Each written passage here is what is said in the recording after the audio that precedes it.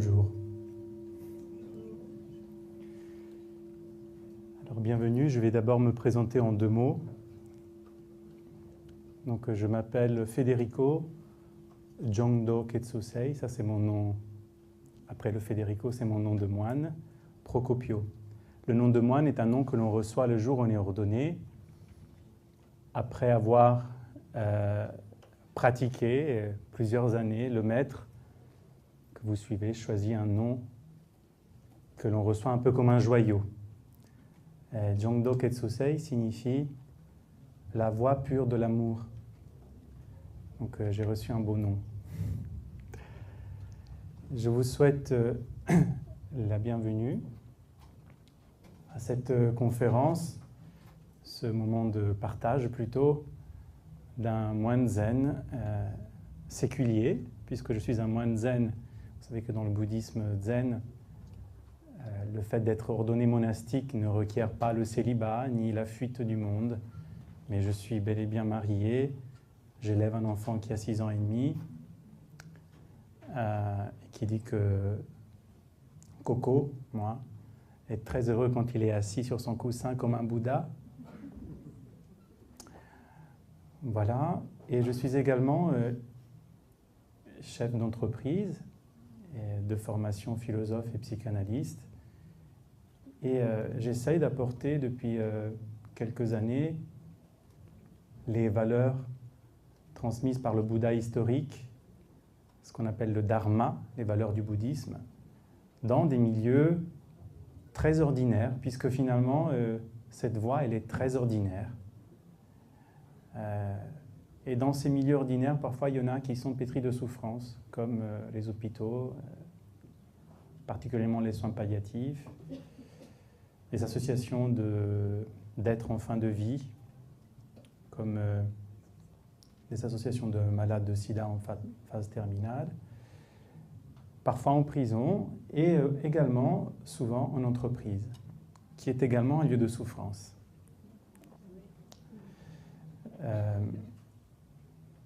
Alors il me semble qu'il est très important de vous dire d'abord qu'est-ce que c'est le zen, parce qu'on est au salon du zen. Mais je pense que ce mot qui a tellement séduit le marketing, en fait, dans notre esprit, a perdu un petit peu sa substance profonde. Pour l'anecdote, sur le trottoir d'en face de notre temple, à Paris, il y a un coiffeur zen et une agence de voyage zen. On a dû les inspirer, en fait. En fait, il y a beaucoup de choses sur lesquelles on met l'étiquette du zen, mais est-ce que vous savez vraiment qu'est-ce que signifie ce mot? Alors, on le traduit souvent par méditation. On va dire que c'est satisfaisant, mais sans plus. Le zen, c'est la présence. Le zen, c'est ça. Voilà. Rien de plus et rien de moins. C'est juste percevoir cet instant présent dont nous n'avons pas conscience.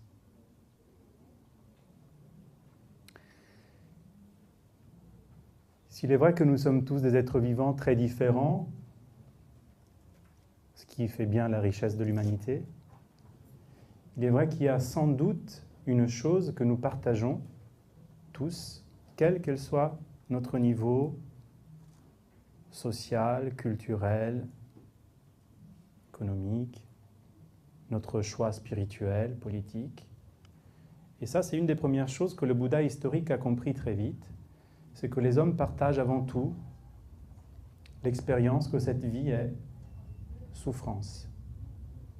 Ou que, tout du moins, cette vie est régulièrement traversée par la souffrance. Et ce qu'il a compris, avant tout, c'est que si nous avons ce dukkha en sanskrit, ce sentiment perpétuel de souffrance, mais plus que de la souffrance serait de l'insatisfaction, une sensation d'incomplétude dans notre existence. C'est parce que tout d'abord, nous ne vivons pas au bon endroit. Nous avons cette fâcheuse manie de vivre soit dans notre passé, qui par définition n'existe plus, et donc on ressasse, on regrette, on a du torticolis, on regarde en arrière sans cesse, le torticolis de l'esprit, comme dirait Maître Kogan. Ou alors on a la présomption de pouvoir vivre dans le futur, qui par définition n'existe pas encore. Et donc, on crée des attentes, des espoirs, et avec ces attentes, beaucoup d'angoisse, beaucoup de déception. Et le seul endroit où on pourrait vivre pleinement, le seul lieu où il y a la réalité, est ici. Et déjà, au moment où je le nomme, cet instant a disparu. Deuxième compréhension de l'enseignement du Bouddha, c'est que dans ce monde, rien n'existe. Tout apparaît, puis tout disparaît, aussitôt. Mais vraiment tout. Vous n'existez pas. Je n'existe pas.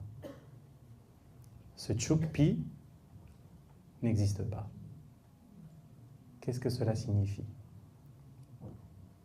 Signifie qu'il n'y a rien en ce monde, en cet univers, qui porte en lui-même une nature propre et immuable. Et ça, c'est une compréhension qui est très importante.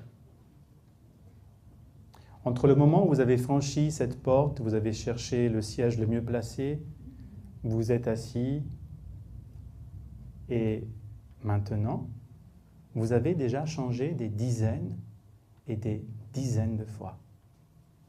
Vous n'avez plus été les mêmes pendant des dizaines et des dizaines de fois. Vos pensées ont changé, vos émotions ont changé, vos sensations ont changé, la perception même de ce lieu a changé. Mais également, des milliards de cellules sont mortes dans votre corps. D'autres milliards ont été créés par l'organisme. La composition du sang a changé, l'état de vos os, de vos organes vitaux, l'aspérité de la surface de la peau, bien que pas visible à l'œil, n'est plus la même. Votre poids, bref, tout ce qui vous constitue, tout ce qui nous constitue, change d'instant en instant, sans cesse. Parfois, on regarde une fleur, on se dit, bah, la fleur, elle est figée. Une fois qu'elle a donné ses couleurs, on attend juste qu'elle meure.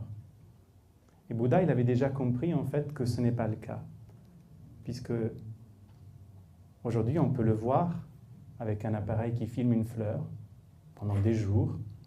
Ensuite, on accélère et on voit que d'instant en instant, la tige n'a jamais la même dimension, la même quantité d'eau, le même vert, que le prune éclatant n'est jamais le même d'un instant à l'autre, sans cesse il change. Il y a toujours un mouvement. Et puis cette fleur, petit à petit, se replie sur elle-même jusqu'à toucher la terre. Et puis, si on laisse la caméra filmer en accéléré, on voit que petit à petit, la pelouse va pousser par-dessus, la fleur disparaît, elle redevient humus, terre. Et elle est recyclée par l'univers dans une nouvelle énergie. Voilà, tout dans l'univers a des vitesses et en des proportions différentes d'un événement à l'autre. Tout change, tout apparaît et tout disparaît. Il y a des grands philosophes comme Nietzsche qui ont accusé Bouddha de nihilisme. Et c'est très amusant parce que on est tous tentés de se dire, bon, ok, c'est une théorie négationniste, que rien ne reste dans l'univers, tout s'en va. Donc finalement, à quoi bon? Mais si on met les lunettes du Bouddha, on voit les choses autrement. Si tout apparaît et tout disparaît, si tout n'a de cesse de passer et de changer, cela signifie quelque chose quand même de merveilleux. c'est qu'à chaque instant, donc, tout est neuf. Tout est nouveau. Tout est transfiguré. On peut réécrire instant après instant le cours de notre existence.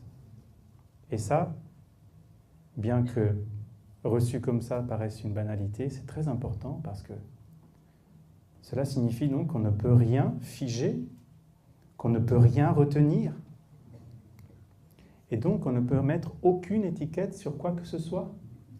Quand Bouddha dit « rien n'existe dans cet univers », cela signifie que beau et laid n'existent pas. Bon, mauvais n'existe pas non plus. Bonheur, malheur, mensonge. Hétérosexuel, homosexuel, intelligent, crétin, rien de tout ça. D'ailleurs, c'est pas la peine d'être bouddhiste pour le comprendre. Ce qui est bon pour moi peut être très mauvais pour quelqu'un d'autre. Ce qui fait mon bonheur aujourd'hui peut se transformer en mon pire enfer. Une situation infernale peut devenir un très grand enseignement pour ma vie. Je n'aimais pas les lys, et puis un jour, un être aimé m'offre un lys et devient ma fleur préférée. On ne peut rien figer, rien retenir. Seulement, l'homme a du mal à comprendre cette chose-là, puisque psychiquement, pour nous repérer dans notre espace vital, nous avons besoin d'étiqueter, voire de hiérarchiser les choses. Alors, pour nous aider, ce prince, ayant vécu il y a 2600 ans presque, nous a légué un trésor qui est très précieux et qui est la méditation. Alors, on en a fait un peu tout et n'importe quoi de la méditation. Aujourd'hui, la méditation est devenue surtout une recherche de buts précis. On a des techniques très compliquées, très ascétiques. On respire, on bloque la respiration presque à en mourir, puis on relâche, on revient, on essaye de trouver, d'expérimenter des états extatiques, métaphysiques. En fait, la méditation zen, la méditation bouddhique, elle est beaucoup plus ordinaire et au risque de vous décevoir, n'a aucun but à obtenir. Il n'y a rien d'extraordinaire. Il n'y a pas d'état de sortie du corps. On ne s'envole pas dans le corps astral. Il n'y a rien de tout ça. Il n'y a pas de transe. La méditation zen que nous enseignons, qui est transmise depuis le Bouddha de maître à disciple depuis 2600 ans, est tout d'abord la prise de conscience, la perception qu'il y a juste à côté de vous, juste en vous, un être exceptionnel. Et que c'est vous. Et que cet être est le premier destinataire de tous vos efforts. C'est un cheminement qui commence vraiment par soi-même. Tout l'amour que vous avez à donner doit commencer par vous-même. Puisque si nous sommes tellement maladroits dans l'amour, c'est que il y a un manque d'amour terrible de nous-mêmes vis-à-vis de nous-mêmes. Les plus grandes marques de respect à porter dans ce monde, elles sont vis-à-vis de vous-même. Toutes les valeurs dont on pourrait parler, bouddhiques ou pas, la non-violence, la patience, la compassion, l'amour, tout ça, d'abord doit être porté sur soi-même. Dans un travail d'une profonde connaissance, d'une profonde perception de soi. Quand cela advient, je peux signer que le monde n'est plus reçu de la même façon, que les autres ne sont plus perçus de la même façon. Puisque je ne peux pas mettre d'étiquette sur moi-même, sur cet être que je suis en train de connaître, de percevoir dans ma méditation, Puisque je ne peux pas me dire beau, laid, bon, mauvais, hétéro, homo, etc., crétin, intelligent, brillant, fade. À un moment donné, la compréhension surgit sur le fait que du coup, je ne peux pas mettre ces mêmes étiquettes sur qui que ce soit. Et le regard sur les autres change, puisque le regard sur soi a changé. Quand on fait ce travail, par exemple, en entreprise, avec une catégorie de salariés qui, je pense, est plongée dans une souffrance du stress, de la compétition, les commerciaux, par exemple. J'ai vu des commerciaux bruts de décoffrage, estampillés chiffre d'affaires, pleurer, et se dire, en cercle de partage à la fin d'un atelier, d'un team building, se dire, waouh, je ne savais pas que j'étais entouré de tout ça. Je ne savais pas qu'il y avait cette richesse en moi et dans mes collègues. Je ne vais pas spécialement tous les aimer, ce n'est pas le but, mais je reconnais qu'il y a quelque chose en chacun qui est bouleversant. C'est le début de la méditation, se percevoir, quitter cette idée judéo-chrétienne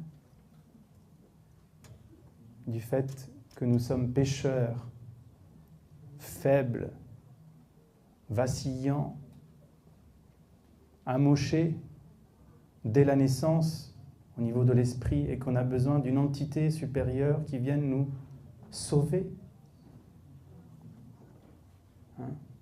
Mais en fait, cette entité qui peut nous sauver, ce n'est autre que nous-mêmes.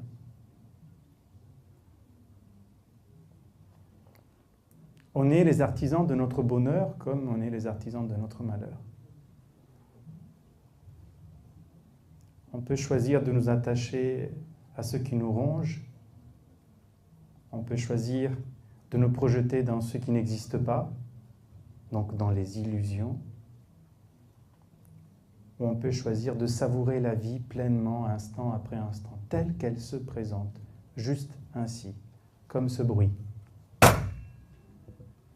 Et déjà, quand le bâton a frappé le sol, où est parti le bruit? Quand la fleur fane, où s'en va son parfum?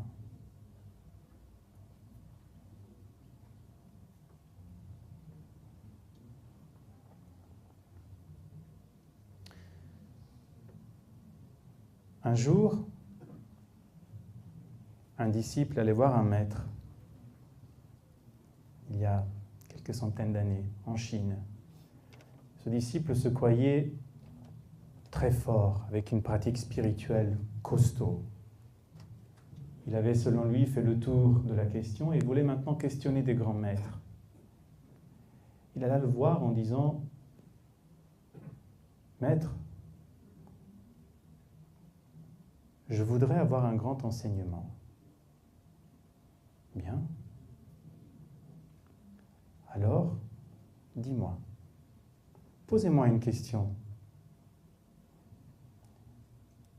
Que suis-je pour toi? Et le disciple, pour éprouver le maître, je ne comprends pas cette question. Et le maître posa une deuxième question. Qu'est-ce que tu vois en face de tes yeux? Et le disciple, imbu de son savoir, lui dit, je vois une merde. Bien. Pose-moi la question maintenant. Maître, qu'est-ce que vous voyez en face de vous? Et le maître répond, moi je vois un Bouddha. Et aussi intelligent qu'il était, il ne comprit pas cette réponse et posa la question, mais qu'est-ce que cela signifie? Le maître se leva du zafu, du coussin de méditation, et en sortant de la salle, en tournant le dos, lui dit, un Bouddha ne voit qu'un Bouddha.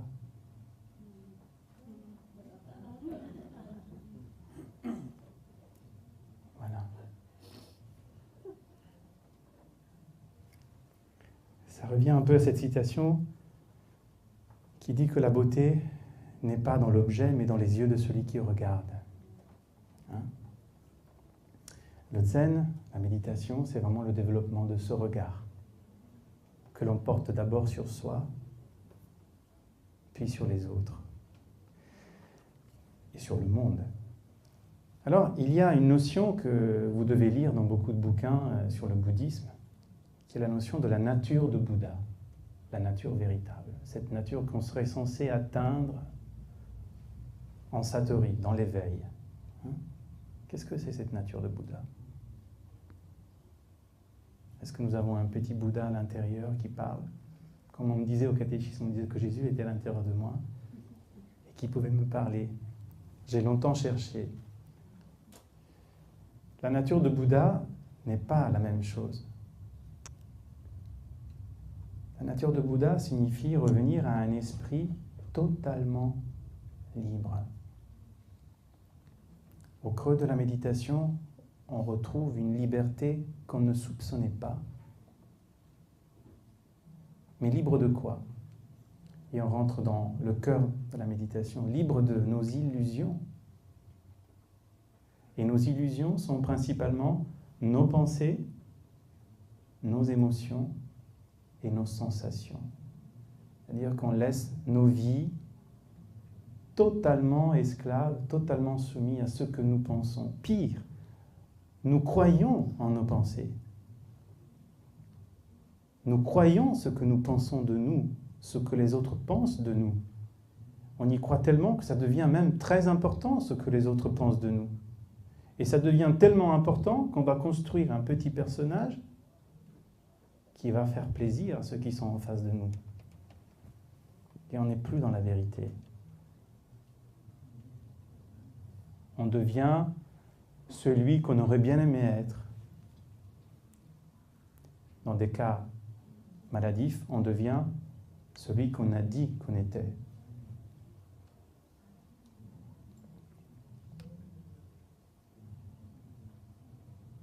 Et on n'est pas vrai. Et on le croit que l'on est celui qu'on aurait voulu être. Et donc, petit à petit, on s'éloigne de nous, on s'éloigne de ce que nous sommes vraiment, en fait. Et on passe à côté de notre existence. Du coup, ce n'est plus Federico qui existe, mais c'est Federico, le philosophe intelligent, Federico, le moine zen très humble, ou Federico, le papa rigolo, avec un cloisonnement de la personnalité qui devient à un moment donné très dur à gérer. Puisqu'on croit tellement en ses pensées qu'on va être comme ceci au travail, et puis comme ceci en famille, avec tel groupe d'amis de telle façon, tel autre groupe d'amis d'une autre façon. Et notre personnalité, notre vérité est morcelée. Et du coup, on ne se comprend plus. D'où cette question importante que le Bouddha a gardée pendant 6 ans en méditation. Mais que suis-je?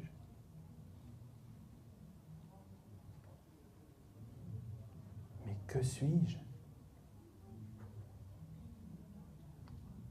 Quand on rentre dans un monastère zen, le maître pose cette question. Qui es-tu? Avant de recevoir l'habit. Et je suis Federico. Reviens demain. Et on retourne. Bonjour. Qui es-tu? Je suis le fruit de l'amour de mes parents. Reviens demain. Qui es-tu? Jusqu'à ce qu'un jour, il y ait une compréhension profonde qui va donner une réponse très simple. Est-ce que vous la connaissez, cette réponse? Je ne vous la donnerai pas.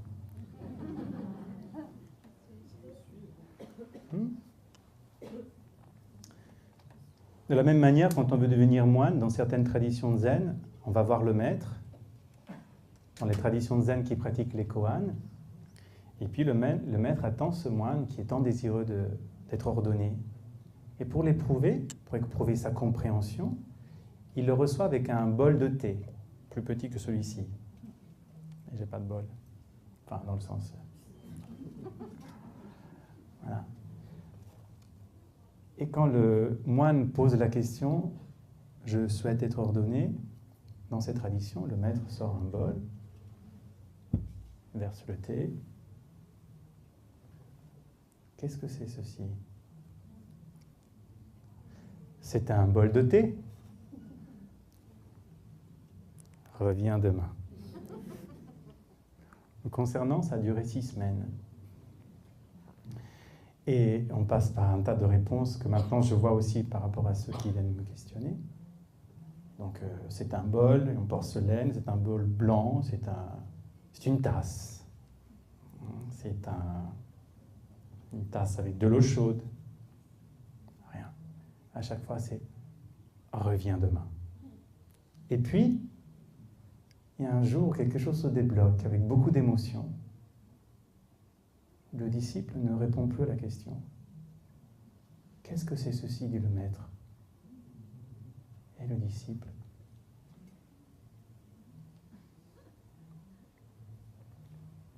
il n'y a pas d'autre réponse à cette question. Vous saisissez ça? C'est très important. La voie du Bouddha, la méditation, le zazen, n'est rien d'autre que faire l'expérience. Ça paraît facile, mais nous faisons très rarement l'expérience de nos existences. On vit sur le souvenir, sur les vagues de nos expériences passées, de ce qu'on a pu vivre. Et à la lumière de ce qu'on a vécu dans notre passé, on essaye plus ou moins de juger, voir le présent, voire de préparer l'avenir. Mais on ne remet pas tout en question à chaque instant. On ne laisse pas les choses être neuves, vierges, pures, instant après instant. C'est pour ça qu'on est malheureux. Parce qu'on court derrière des trucs, on s'attache à des choses qui n'existent pas. Mon expérience de cette personne, de ce paysage, de cette situation d'il y a 2 ans, n'a plus du tout la même valeur aujourd'hui. Elle ne m'apportera plus la même chose. Mais même ce collègue que j'ai vu hier, si je me ferme à cette expérience de hier, je ne vais plus le découvrir et le redécouvrir. Et l'échange s'arrête puisqu'à son tour, par cette fermeture, il ne pourra plus me découvrir et me redécouvrir. Mais dans le couple, c'est pareil. Et dans la relation avec ses enfants, c'est pareil. J'ai travaillé pendant quelques mois dans un CMPP, dans un centre médico-psychologique pour les enfants, où j'ai vu des parents parler à leurs enfants. C'était assez choquant parce qu'on étiquette les êtres très tôt. Ah non, mais ça, de toute façon, tu n'aimes pas. On a essayé le judo, t'es nul au judo. Tu sais pas faire. Ça, c'est dans le meilleur des cas. Parfois, j'entends des parents dire à ses enfants, t'es nul, tu comprends rien.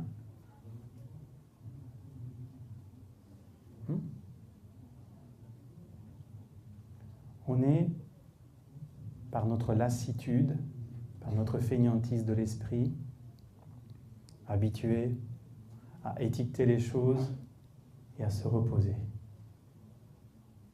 Cette voie enseignée par le Bouddha, c'est une voie qui nous emmène à un exercice permanent de redécouverte de soi, de redécouverte du monde, redécouverte des autres.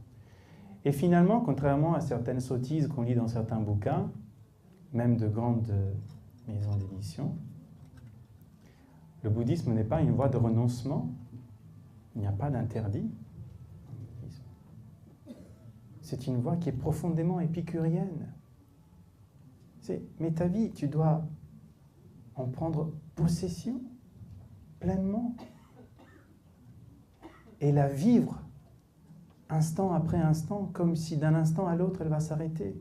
C'est pour ça que dans les temples zen, à la fin de la méditation, on tape le bois. Cela signifie attends, attention, écoute ce bois. Et si ta vie s'arrête maintenant, auras-tu goûté à la vérité de cette existence? As-tu connu le bonheur? Dans les monastères bénédictins aussi, dans le christianisme, il y avait, dans la salle du chapitre, cette phrase qui était « Memento mori », un peu plus hard.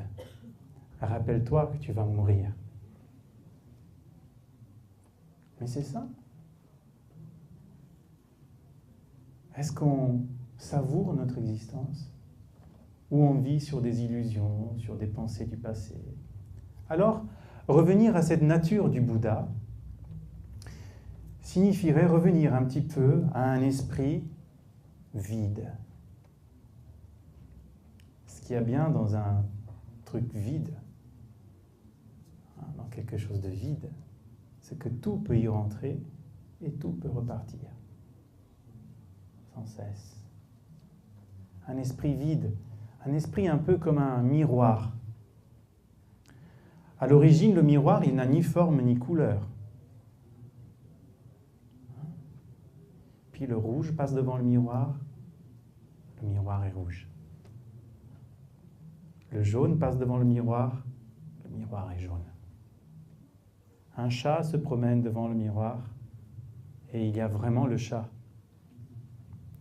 Seulement, ce miroir, lui, il n'est ni rouge, ni jaune, ni un chat. Il peut tout prendre dans son reflet sans devenir rien de ce qu'il reflète.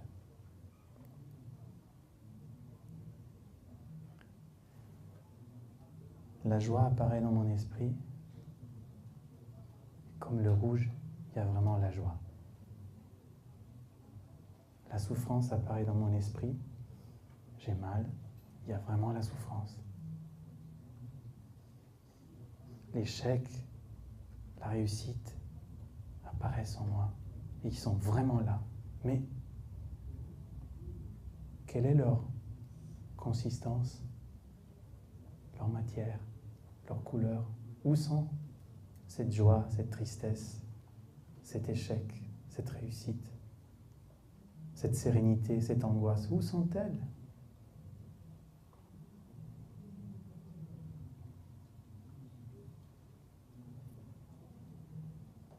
Et puis je comprends que ma vie, en réalité, n'est ni cette joie,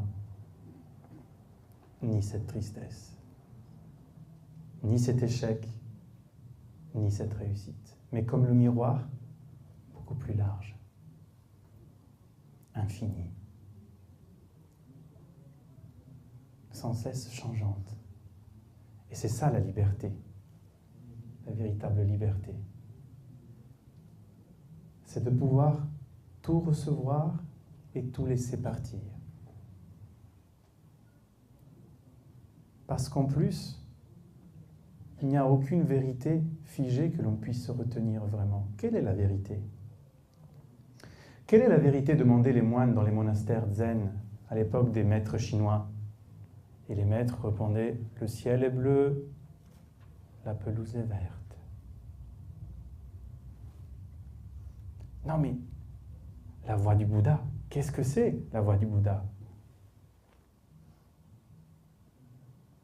Vient à l'automne, et en tombant la feuille, montre l'endroit, montre l'envers. Ce sont des réponses qui sont désarmantes, puisque quand on plonge dans ces réponses, on se rend compte que nous n'avons pas conscience que le ciel est bleu.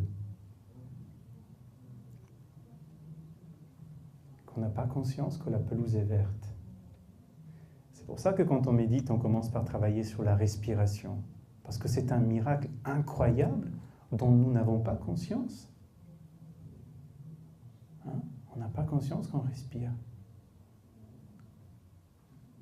Que cet air-là qu'on est en train de partager, là, traverse mes narines, passe derrière la tête, emprunte ma trachée, traverse les bronches, remplit les poumons, mon corps se dilate.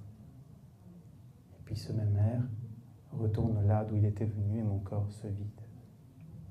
Voilà, sans cesse. Et je suis vivant. On n'a pas conscience de ça. Et du coup, nos vies s'alourdissent d'un autre fardeau, c'est notre incapacité à la reconnaissance, à la gratitude. Voilà ce que c'est l'expérience de la méditation. Mais c'est une expérience, justement, donc il ne faut pas me croire. Il faut l'essayer. Je ne vous donne aucune vérité. Et Bouddha lui-même a dit avant de mourir, avant de s'éteindre, « Mes enseignements sont vides. Sois le maître de toi-même. Sois la lumière à ta propre existence. » Il n'y a pas une vérité. Il y a autant de réalités que d'êtres vivants qui se côtoient et qui sans cesse changent et qui sont interdépendantes. Voilà une autre notion importante au bouddhisme, l'interdépendance. La façon dont je vis ma vie agit sur l'univers tout entier. Mais vraiment, aujourd'hui les scientifiques, enfin aujourd'hui depuis quelques temps, les scientifiques parlent d'effet papillon, petite cause, grande conséquence. Et ça, vous pouvez le constater. La façon dont vous rentrez à la maison après le travail, par exemple. Il y a quelqu'un qui venait pratiquer au temple et qui disait « Waouh, je me suis rendu compte que la soirée à la maison dépendait de la façon dont je laissais tomber les clés dans le vide-poche dans l'entrée. » C'est con.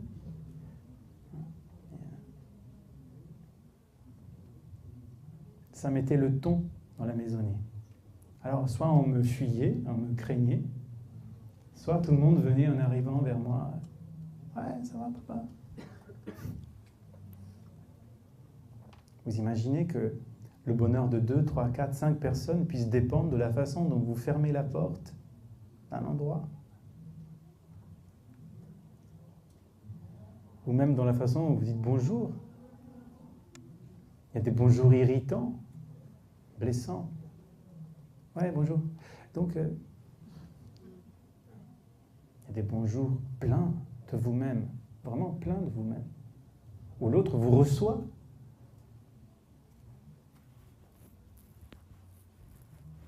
C'est un petit peu comme recevoir un bouquet de fleurs lorsque vous organisez un dîner. Donc on se sent toujours obligé d'arriver avec quelque chose. Donc, une bouteille de vin ou un bouquet de fleurs. J'ai vu même une pub, on arrivait à un dîner avec des paniers de Yoplait. Bon. Alors avant d'avoir fait ce travail sur soi, la porte s'ouvre. Ah, super, sympa les fleurs, je vais chercher un vase. Hein? Et puis, à un moment donné, où, quand vous ouvrez cette porte et qu'il y a une personne qui se tient en face de vous avec des fleurs, vous allez voir peut-être autre chose. Vous allez sentir tout de suite la beauté de ce bouquet. Peut-être même le fait que cette personne ait choisi des fleurs qui vous font plaisir. Vos fleurs préférées. L'attention. Puis, l'expression sur le visage qui a tellement envie que vous soyez heureux en découvrant ce bouquet. Et un tas d'autres choses. On n'est plus habitué à voir la réalité telle qu'elle se présente sous nos yeux. Et pourtant, elle est tellement riche. Un de mes premiers maîtres me disait « Tu devrais vivre ta vie comme si tu arrivais à l'hôtel dans une destination inconnue tous les jours, en ayant voyagé toute la nuit, fracassé, tu rentres dans la chambre, tu n'allumes même pas la lumière, tu te jettes sur le lit habillé, et puis au petit matin, le soleil arrive, inonde la pièce, waouh, et tu es émerveillé. Tu ne vois pas le tableau des tournesols d'un artiste connu, mais tu vois les tournesols. Tu dis, waouh, c'est beau. Puis tout de suite, ça devient un tableau. puisque les pensées se mettent en route. Ça, c'est un tableau très connu. Oui, bon, c'est une copie, c'est moche, mauvais goût. Voilà.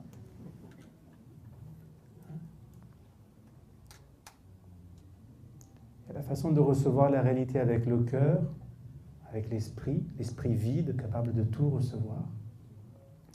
Et puis il y a une façon de vivre la vie, la réalité, avec des illusions, des pensées, des préjugés, des préconçus. Et là, c'est un banquet de bas de gamme.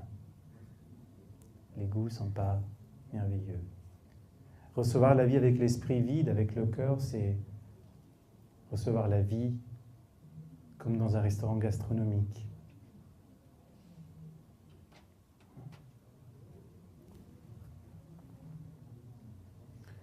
Et ces choses-là, par exemple, elles sont très importantes dans un milieu difficile comme l'hôpital, par exemple,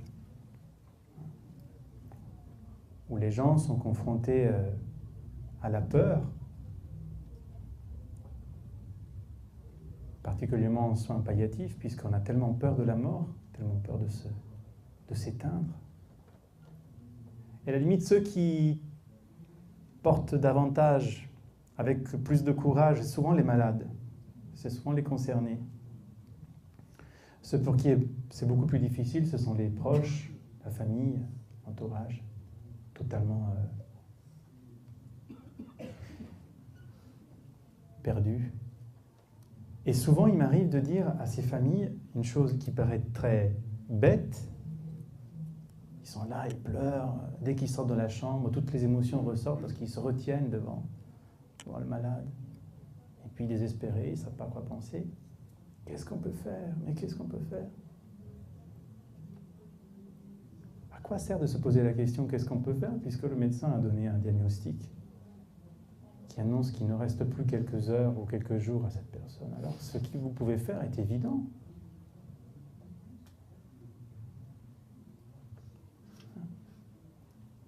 Partagez le maximum de temps avec cette personne. Qu'est-ce qu'on peut faire d'autre?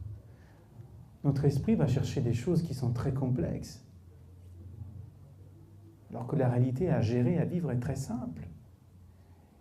Et je vois tant de familles de malades en fin de vie se torturer, passer la vie dans les couloirs à pleurer, à chercher le réconfort, au lieu d'être dans la chambre avec le malade, en train peut-être de pleurer, ou de rire, ou de regarder des photos de famille, de lui tenir la main, de partager un maximum de temps avec cette personne qui va s'en aller. Et souvent, quand on arrive à dire, tiens, et si on faisait un petit moment de méditation ensemble? Récemment, je l'ai fait avec une famille de musulmans. On s'est mis en silence. C'est un enfant qui allait mourir, un enfant de 8 ans et demi. Et par cette notion de laisser juste les choses telles qu'elles arrivent, je leur ai demandé, au bout de 15 minutes de silence, de méditation, de respiration, de se dire, de se parler avec franchise. De se dire quelles sont les choses que vous voudriez vous dire aujourd'hui. Et cette maman regarde son fils et lui dit, je t'ai jamais dit que tu es beau. Que tu es beau.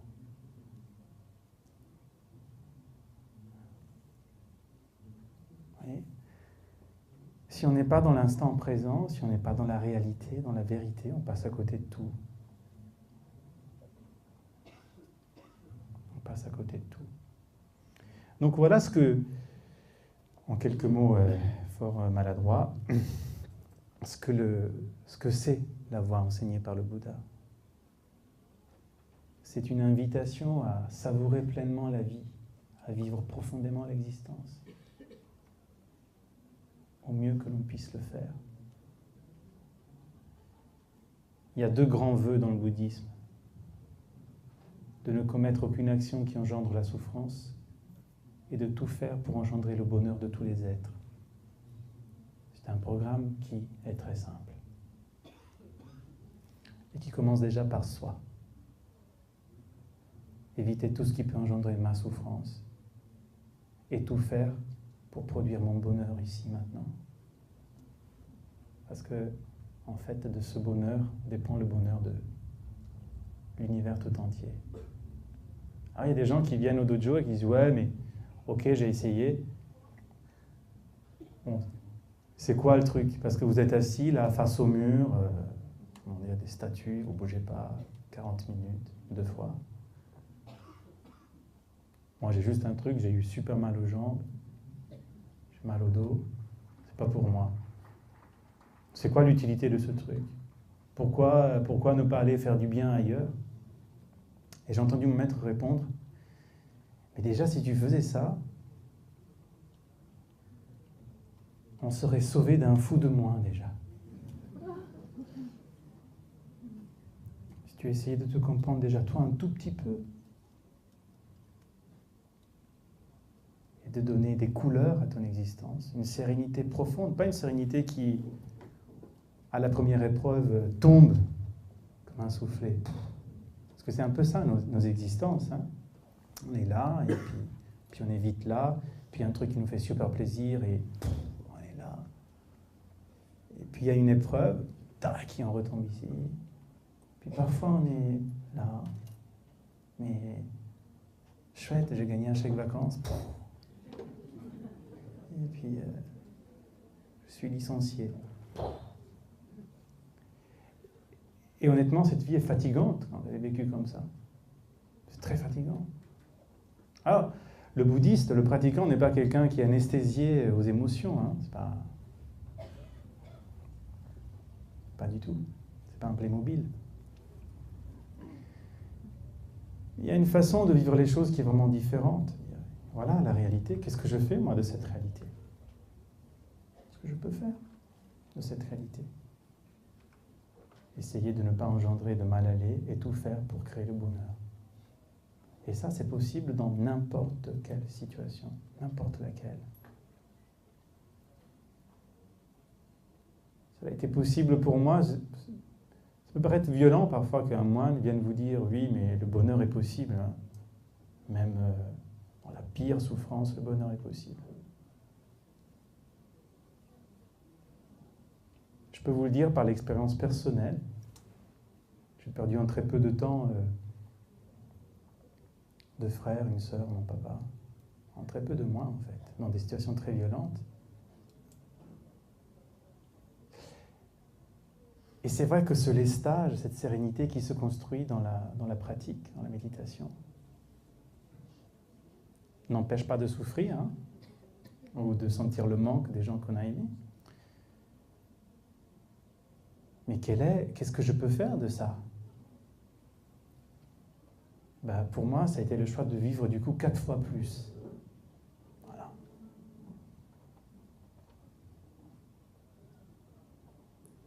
De me dire que certains de ces êtres qui avaient disparu n'avaient pas pleinement profité de leur existence.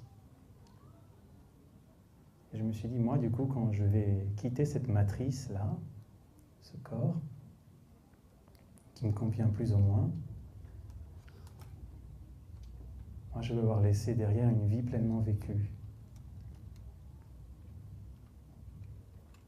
En ayant essayé d'avoir créé le moins de mal possible et le plus de bien possible. Ce n'est pas un discours niais, parce que dans le quotidien, quand on se met vraiment dans cette attitude d'esprit, ça change vraiment l'existence, mais profondément. Profondément. On peut choisir de répondre à la violence par la violence, ou à la violence par la douceur, par exemple. J'ai été confronté au guichet de poste hier. Et vous savez, ça désarme. En face, quelqu'un qui attend que vous aussi vous rentrez dans l'art, parce qu'il a besoin de se défouler. Ouais, il ne faut pas avoir fait l'ENA pour comprendre la différence entre un chronopost. J'ai pas fait l'ENA, mais par contre, si vous pouvez vraiment m'expliquer, parce que je suis perdu. Et là, vous voyez, c'est dingue, parce que tout d'un coup, la personne en face de vous se transforme et devient d'une gentillesse. Ah oui, mais pourquoi c'est moi qui dois être le gentil? On me dit parfois. Mais pourquoi pas? Parce que du coup, tu as la double joie la joie d'avoir maîtrisé, d'avoir été maître de ton existence, et en plus la joie d'avoir changé l'autre en face de toi. Ça m'est arrivé avec des gardiens de prison avec qui j'ai fait une séance de méditation, qui est une catégorie de gens... je dis toujours qu'en prison, il y a deux types de prisonniers, les prisonniers et les gardiens de prison.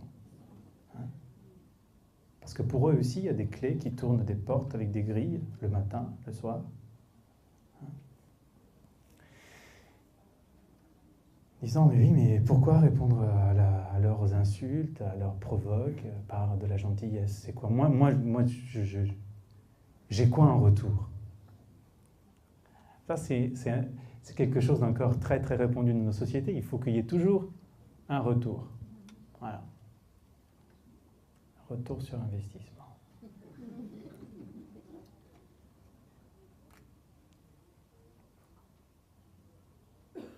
Et je dis, ben on essaye. Tu essayes de faire ça pendant une semaine. Hein, voilà. Prendre la camomille tous les jours, et puis tu... Et cette personne qui maintenant vient régulièrement quand on fait les séances de méditation, me dit, c'est dingue. Alors si Jésus a marché sur les eaux, texto, il me dit, je crois que j'ai fait la même chose tout à l'heure.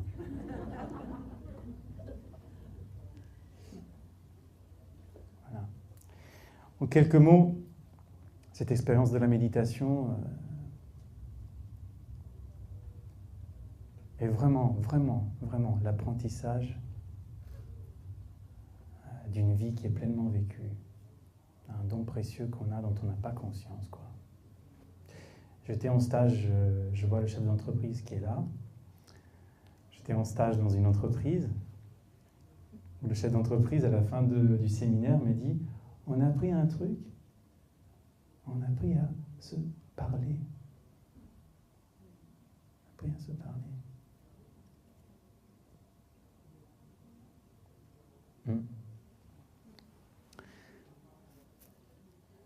Donc, quand on met en titre d'une conférence que la méditation peut être une réponse, une solution au mal-être de la société, au mal-aller de la société, moi j'y crois. Moi j'y crois, vraiment. Sans aucune démarche religieuse. Hein, vous savez, le bouddhisme est une philosophie de vie qui, dans les siècles, est devenue une religion, effectivement, puisqu'il s'est constitué comme une vraie religion. Mais pour mettre en œuvre tout ce que je viens d'essayer de partager avec vous, c'est pas la peine d'être bouddhiste. Pour ceux qui aiment les jolies robes, peut-être. C'est pas la peine d'avoir pris des préceptes, pris refuge dans le bouddhisme. Non. C'est ça qui est merveilleux dans ce message du Bouddha, c'est que cette voie, elle est possible pour tout le monde.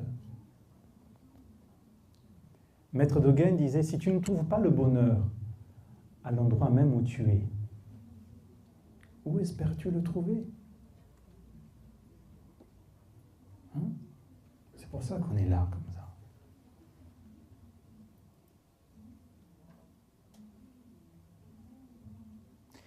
Pendant les retraites, c'est plusieurs heures par jour, pendant plusieurs semaines, face au mur.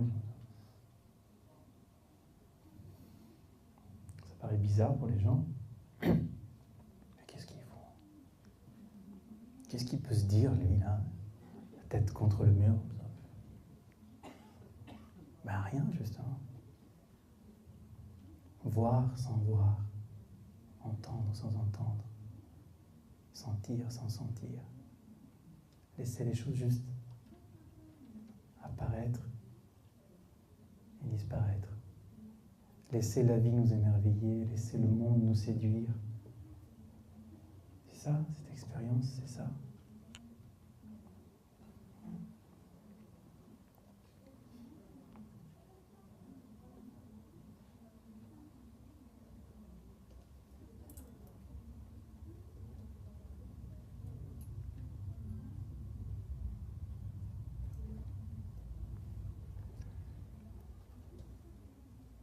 C'est un trésor que l'on peut vite aimer, on peut être vite accro à la méditation. C'est le souhait que je formule pour vous. On va peut-être même en faire 5 minutes ensemble, parce que c'est avant les questions-réponses.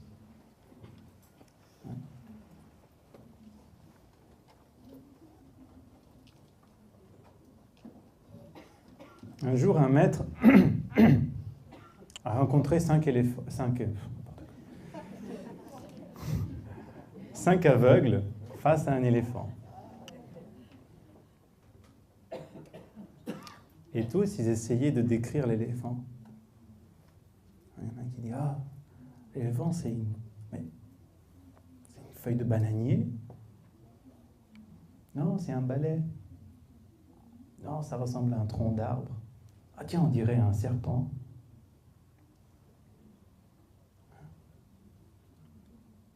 Il voulait illustrer par cette image notre façon de essayer de comprendre la vie avec les yeux fermés, en fait.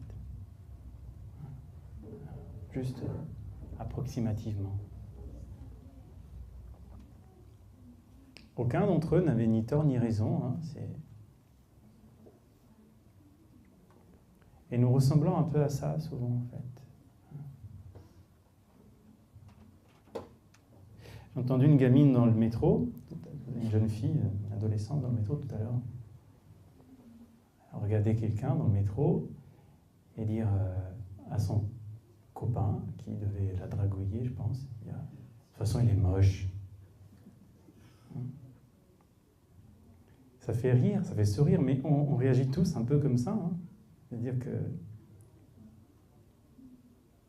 on étiquette tout de suite. Mais vraiment. Pensez à ça 2 secondes. Comprendre l'éveil, comprendre l'illumination, la sagesse profonde, là, qui est au creux de la méditation, c'est facile, parce que cette expérience, vous la faites tous les jours, sans en avoir conscience. Cette nature du miroir, cette nature de Bouddha, elle est déjà là, en chacun. Hein. C'est pas un truc à atteindre, ça ne s'achète pas, il n'y a pas de technique abracadabrantesque pour y parvenir, tout est déjà là. Il y a plusieurs fois dans la journée où vous voyez un nouveau visage, par exemple, ou un nouveau paysage. Voilà.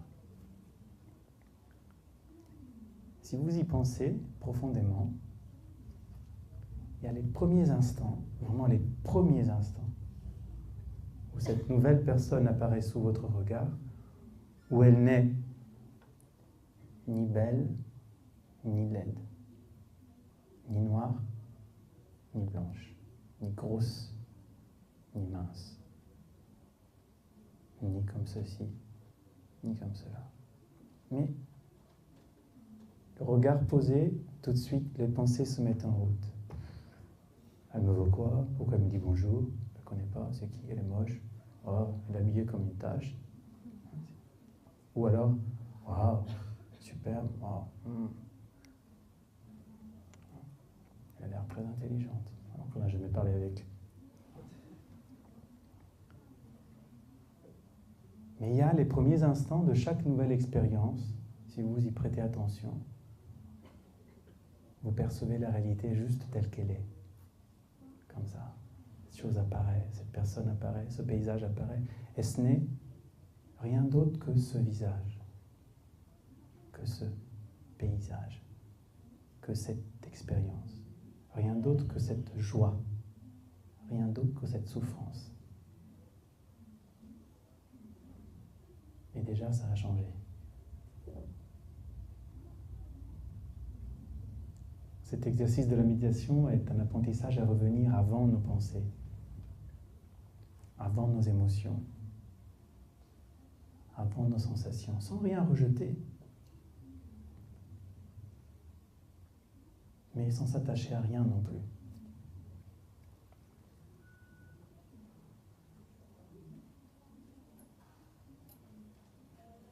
On appelle le bouddhisme la voie du milieu parce que le Bouddha, ayant quitté le palais, le jeune prince, alors qu'il était dans des périodes d'ascèse où il faisait des choses hallucinantes, comme dormir sur des plantes piquantes, ne pas manger, ne pas s'hydrater, rester au sommet d'un poteau dans la mer, les bras au-dessus de la tête.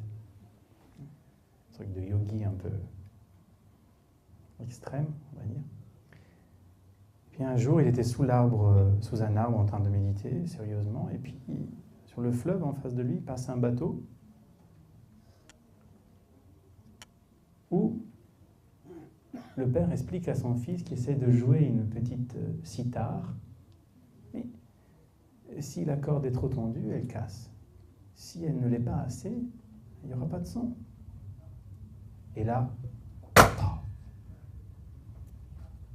waouh, c'est ça. Le bonheur, c'est une voie du milieu.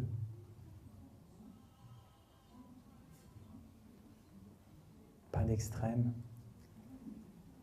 Pas besoin d'ascèse pour parvenir à cette compréhension.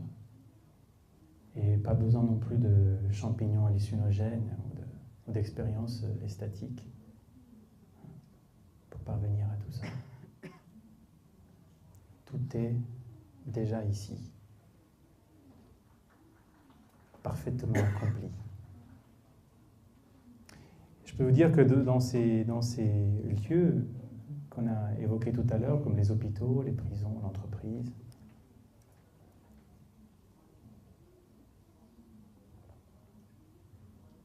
ce sont des lieux de survie, y compris l'entreprise. Ce sont des lieux de survie, souvent.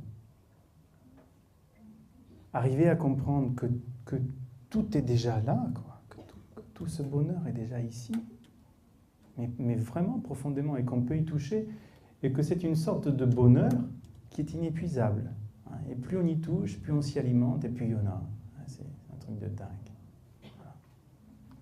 C'est une réserve vraiment sans fin. Et là aussi, je ne vous demande pas de me croire, je demande d'essayer. C'est vraiment une réponse pour la société, oui. Le choix de ce titre et de cette conférence me paraît important. Il n'est pas question de mener des croisades et de convertir tout le monde au bouddhisme, mais il y en a qui l'ont déjà fait ailleurs. Et c'est une question plutôt d'essayer de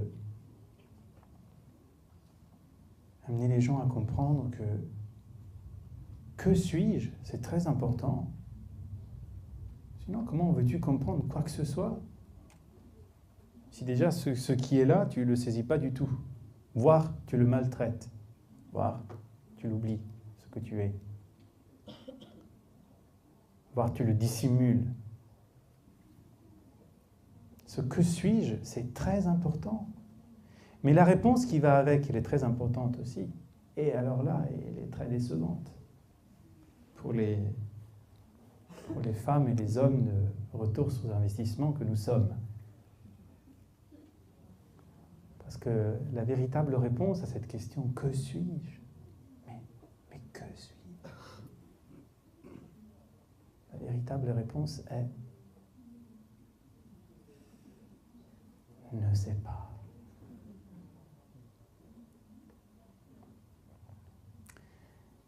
Et ce ne sais pas est ce miroir, en fait.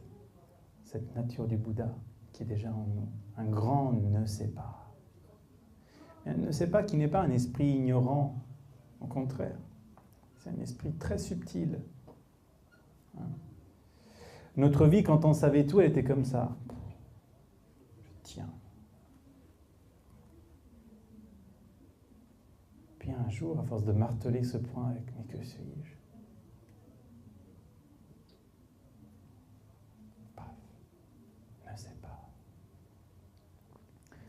soudain, l'existence ressemble à une main ouverte.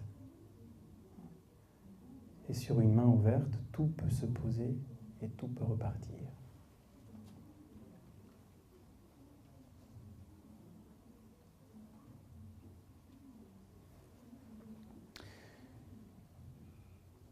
Si maintenant vous allez pousser vos fessiers au fond de votre chaise, pour ceux qui sont assis au sol, bien s'asseoir Les deux fesses bien par terre.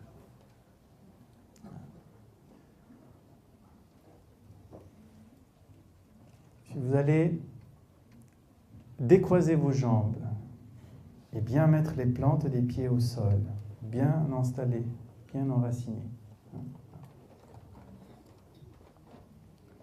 Maintenant, essayez de redresser le dos, vertèbre après vertèbre, tout empilé, jusqu'au bout. Pas de raideur, juste de la droiture. Vous allez voir que si vous êtes droit, vous n'êtes pas comme ça. Le menton est légèrement rentré pour que le cervical reste droite. Si vous allez prendre vos poignets et poser au niveau de l'aine environ, ici, et laisser tout tomber, le poids des épaules, le poids du dos, le poids des cervicales, là, sur vos cuisses. Laissez tout tomber sur les poignets qui sont appuyés sur les cuisses. Voilà. Donc votre dos est droit. Le regard est posé au sol devant vous, à environ 45 degrés, 1 mètre, ouvert, les yeux ouverts. Voilà. À présent, on peut commencer à essayer de méditer. Le dos bien droit. Hein. Et quand la cloche sonnera pour le début de la méditation, on ne bouge plus. Ni le corps, ni le regard. C'est ici.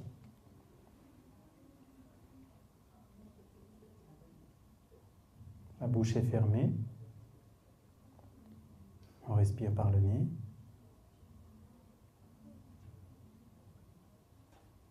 Si votre posture est correcte, vous allez sentir la pointe de la langue qui touche le haut des dents supérieures.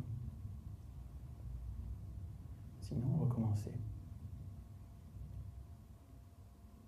Et là, vous allez prendre conscience donc du plus grand des miracles qui opère en vous,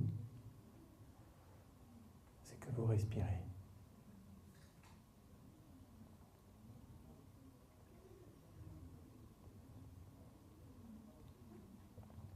Si on ne sait pas avoir conscience des choses très naturelles et très évidentes, très simples, très basiques, comment pourrions-nous prendre conscience de ce qui nous dépasse ?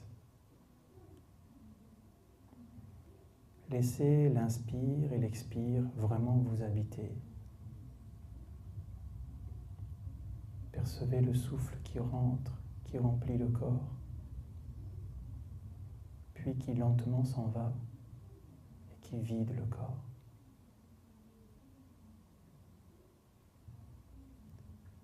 Ne vous accrochez à aucune pensée, ne rejetez aucune pensée, ni aucune émotion, ni aucune sensation. Laissez juste les choses venir.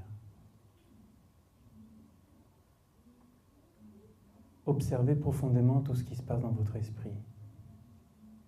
Les pensées, les émotions, les sensations, la joie, la tristesse, la sérénité, la colère, l'amour, la haine. Observez-les comme on observerait un nuage qui passe dans le ciel. En inspirant, prenez vraiment conscience de ça, de tout ce brouhaha qu'il y a dans notre esprit. Puis, en expirant lentement, laissez tout partir. Retrouvez l'esprit vide, parfaitement vide. D'où vient tout ça? Où s'en va tout ça?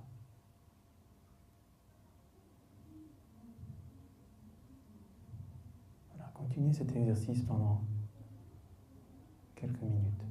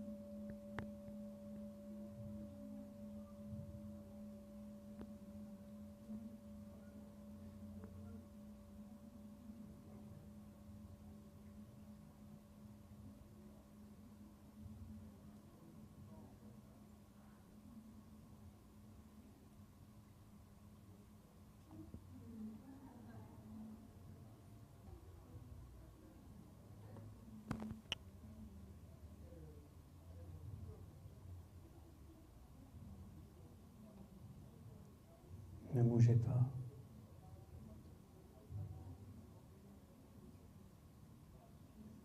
Gardez votre esprit concentré, présent sur la réalité.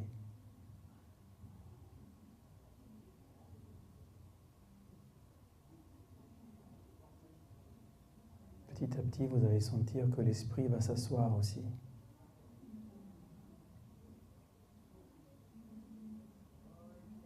Que l'activité mentale s'apaise.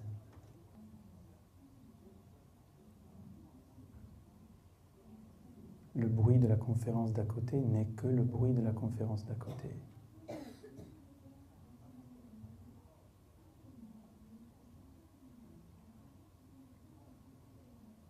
Ma respiration reste ma respiration fluide, juste ainsi.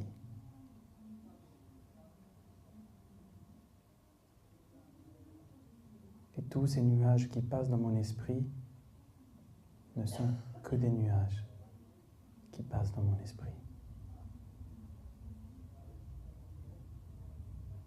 Mon esprit est infini. Le ciel est immense et il n'est aucun de ces nuages. Je ne suis aucune de mes pensées. Je ne suis aucune de mes émotions. Je suis plus large, infini.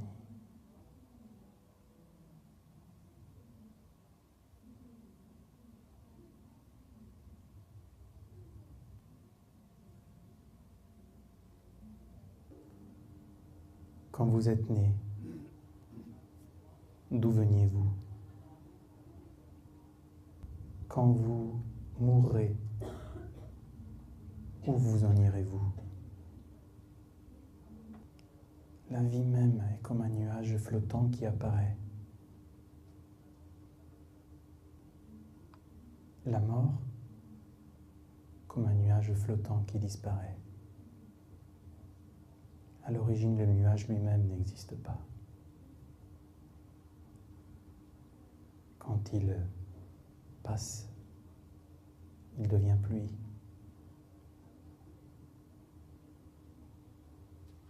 Mais il y a une chose pure et claire qui ne dépend ni de la vie,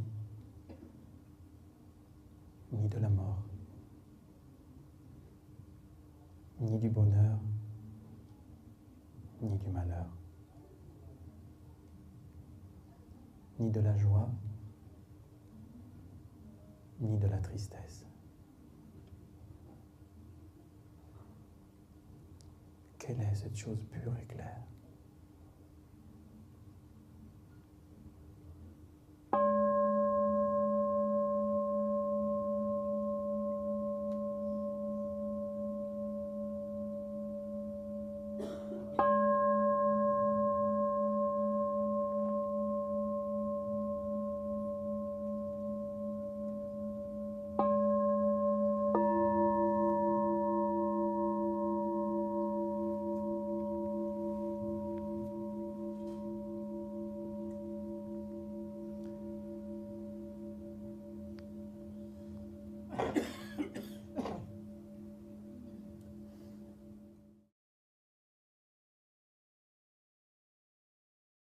Ne pas faire de choses grandioses, grandes et belles, mais faire tout ce que l'on fait avec grandeur et beauté.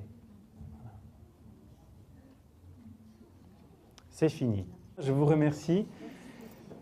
J'envoie par mon blog tous les mois une petite graine de méditation. Donc si vous voulez la recevoir, il y a un cahier à l'extérieur avec, où vous pouvez noter votre adresse mail, lisible.